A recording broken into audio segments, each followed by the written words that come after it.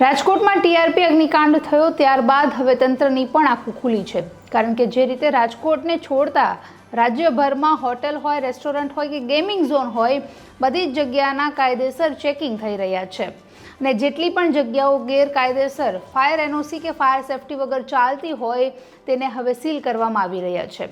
તે વચ્ચે એવી પણ માહિતી મળી રહી છે કે કેન્દ્રીય ગૃહમંત્રી અમિત શાહ પણ રાજકોટની મુલાકાતે આવવાના છે અને જે ઘટના બની છે તેને અંગે જે તપાસ ચાલી રહી છે તેની સમીક્ષા કરવાના છે। નમસ્કાર, ટકાટક મીડિયામાં આપની સાથે હું છું જાનવી।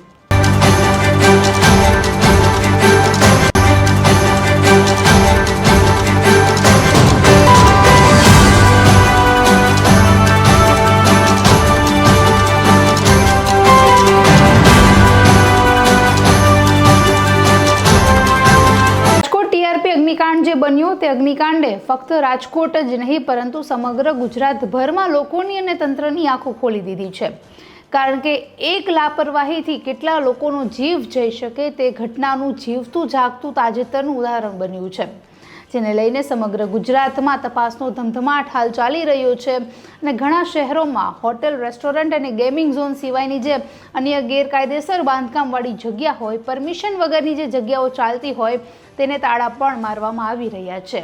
તેવામાં સમાચાર મળી રહ્યા છે કે કેન્દ્રીય ગૃહમંત્રી અમિત શાહ સોમનાથ મહાદેવ મંદિરના દર્શને જવાના હતા, પણ તે પહેલાં જે રાજકોટની દુર્ઘટના બની તે અંગેની જે ઘટનાની સમીક્ષા કરવા માટે તેઓ રાજકોટમાં રોકાણ કરવાના છે। તેઓ રાજકોટના હીરાસર એરપોર્ટ ખાતે જ રોકાવાના છે અને ત્યાં જ જે ઘટનાની તપાસ કરી રહ્યા છે તેવા અધિકારીઓ, તંત્ર અને એસઆઈટી ટીમના જે સભ્યો છે તે સાથે પણ મુલાકાત લેવાના છે। નોંધનીય છે કે રાજકોટમાં ટીઆરપી ગેમિંગ ઝોનમાં જે ઘટના બની, 28થી વધુ લોકોએ જે પ્રકારે જીવ ગુમાવ્યા તેને લઈને ફક્ત તેમના પરિવારજનો નહીં પરંતુ સમગ્ર રાજકોટ અને સમગ્ર ગુજરાતમાં શોકની લાગણી છે।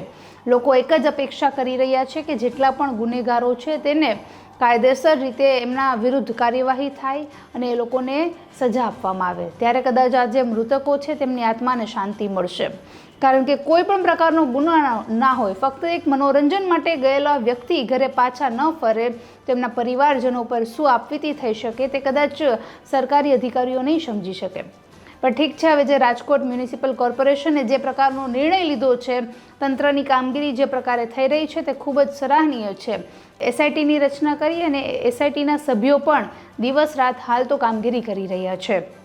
એક એસઆઈટીની ટીમ જે ઓલરેડી કાર્યરત હતી, હવે ગઈકાલે બીજી એસઆઈટીની ટીમ પણ રચવામાં આવી છે, જેને લઈને તપાસ છે તે બંને અલગ અલગ દિશામાં થઈ રહી છે। એક વ્યક્તિ જે કયા સરકારી લોકોની તંત્રની બેદરકારી હતી તે અંગેની તપાસ કરી રહ્યા છે, તો બીજી ટીમ જે છે તે પર્ટિક્યુલર જે ટીઆરપી ગેમિંગ ઝોન છે કે આ દુર્ઘટના થઈ તેમાં કોની લાપરવાહી હતી કે કયા એવા કારણો હતા કે જેના કારણે આગ લાગી તે વિશે તપાસ કરી રહ્યા છે। તેવામાં કેન્દ્રીય ગૃહમંત્રી અમિત શાહ તમામ લોકોને મળવાના છે અને જે પણ આરોપીઓ છે જેનો પણ આ દુર્ઘટનામાં સંડોવણી છે કે જેની બેદરકારીના કારણે લોકોએ જીવ ગુમાવ્યા છે તે તમામ લોકોને કઠોર સજા ફટકારવામાં આવશે। આ ઉપરાંત જે અધિકારીઓ છે તેમની પણ સાથે વાતચીત કરવાના છે, આખી ઘટનાની માહિતી લેવાના છે। નોંધનીય છે કે છેલ્લા 2 થી 3 દિવસમાં ઘણા બધા રાજકારણીઓ, રાજકોટના જે ઓફિસર્સ હોય એ બધા એ ઘટનાની મુલાકાત લીધી છે અને તેને લઈને પણ કામગીરી કરી રહ્યા છે। હવે આવનારા સમયમાં જે કેન્દ્રીય ગૃહમંત્રી અમિત શાહ પણ ઘટનાની મુલાકાત લેવાના છે તો તેને લઈને કામગીરી વધુ તેજ બને, ચોક્કસ થાય તેવી આશા રાખીએ। નમસ્કાર।